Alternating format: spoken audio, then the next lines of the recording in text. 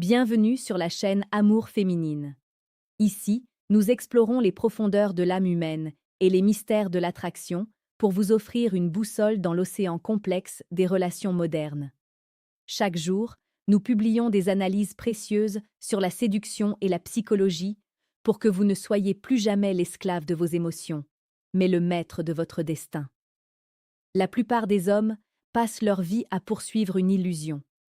Ils courent après un parfum, un sourire ou une courbe, sans jamais comprendre la force invisible qui les pousse à agir.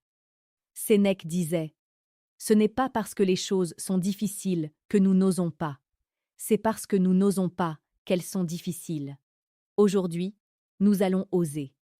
Nous allons regarder en face la pensée d'un homme qui a osé briser les tabous de son temps pour exposer ce qu'il considérait comme la vérité brute sur la dynamique entre les sexes, Arthur Schopenhauer. Ce que vous allez entendre risque de bousculer vos certitudes. Cela risque de piquer votre ego ou de froisser votre vision idéalisée de l'amour. Mais si vous restez jusqu'à la dernière seconde, vous posséderez une clé de compréhension que 99% des hommes n'auront jamais. Vous passerez de celui qui subit à celui qui comprend. Imaginez un homme, seul dans sa chambre, dévasté par une rupture qu'il n'a pas vue venir. Il a tout donné. Son temps, son argent, son cœur, et surtout sa dignité. Il se demande pourquoi celle qu'il considérait comme son ange est devenue, en un instant, une étrangère froide et calculatrice. Schopenhauer répondrait à cet homme que son erreur n'était pas d'aimer, mais de ne pas comprendre la nature de ce qu'il aimait. Pour Schopenhauer, la femme est l'intermédiaire entre l'enfant et l'homme. Il ne le dit pas pour insulter, mais pour souligner une forme d'innocence pragmatique. Il explique que la femme vit davantage dans le présent. Là où l'homme se perd dans des plans à long terme, dans des théories abstraites ou dans des regrets passés, la femme saisit l'instant. Dans la séduction, cela signifie qu'elle ressent ce qui est là, maintenant. Si vous n'êtes plus capable de susciter une émotion aujourd'hui, votre passé glorieux n'a aucune importance à ses yeux. C'est une leçon brutale de réalisme. Vous pensez que l'amour est un contrat à vie basé sur des souvenirs. Mais la psychologie nous enseigne que l'attraction est une flamme qui doit être alimentée à chaque instant. Schopenhauer affirmait que les femmes sont dotées d'un instinct de survie et de protection de l'espèce bien plus aiguisé que celui des hommes.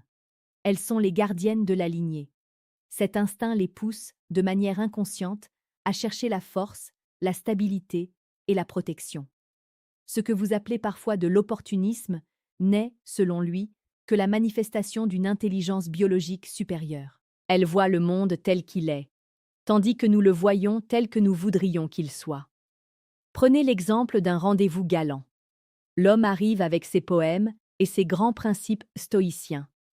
La femme, elle, observe. Elle regarde comment il traite le serveur, comment il tient sa fourchette, comment il réagit sous la pression. Elle n'écoute pas ses mots. Elle décode sa valeur. Elle cherche à savoir si cet homme est un pilier ou un roseau. Si vous comprenez cela, vous arrêtez d'essayer de convaincre par la parole. Vous commencez à incarner la puissance par vos actes. C'est ici que la séduction devient un art martial, psychologique. Si ce que vous entendez aujourd'hui résonne en vous, si vous sentez que votre vision du monde est en train de s'élargir, alors vous êtes au bon endroit. Abonnez-vous maintenant à Amour féminine. Rejoignez cette communauté d'hommes et de femmes qui refusent la médiocrité relationnelle.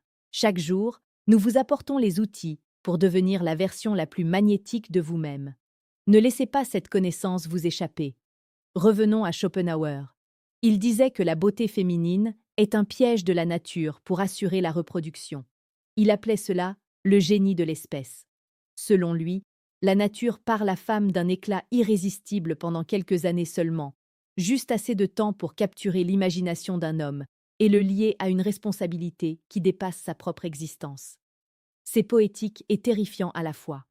Cela signifie que l'amour romantique, ce sentiment si pur et si intense, n'est en réalité qu'une ruse biologique pour nous faire accomplir notre devoir envers la vie. Mais au-delà de cette vision cynique, il y a une sagesse immense. Si vous savez que l'attraction est une ruse, vous pouvez apprendre à jouer avec les règles du jeu plutôt que d'en être la victime.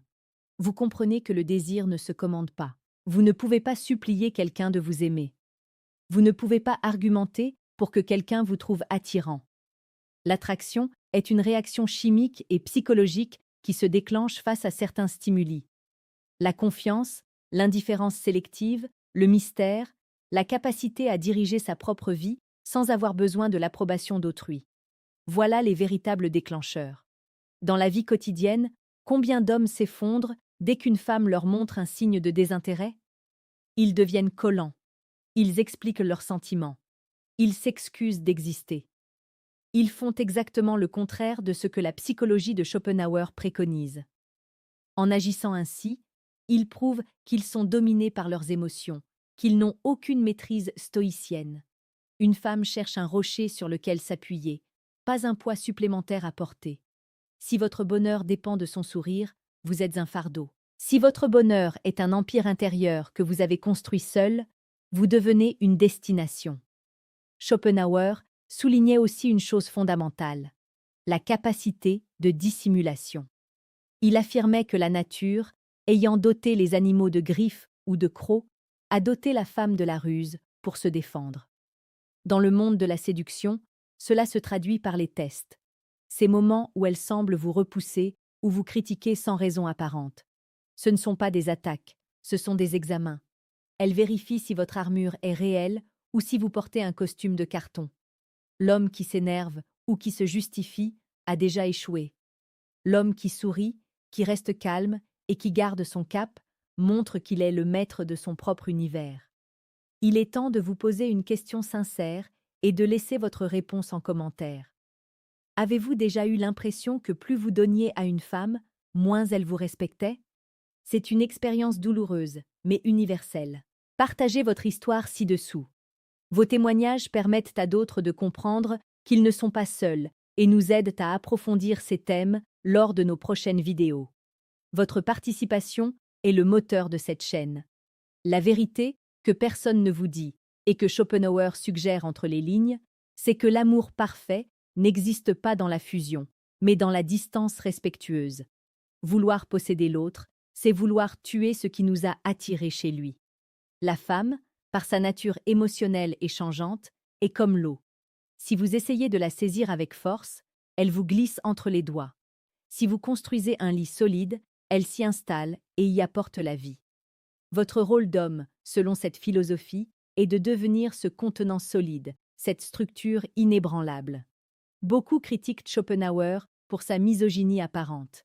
Mais si on regarde de plus près, il rend hommage à une force que les hommes oublient souvent, la puissance de l'intuition. Les femmes voient à travers nous.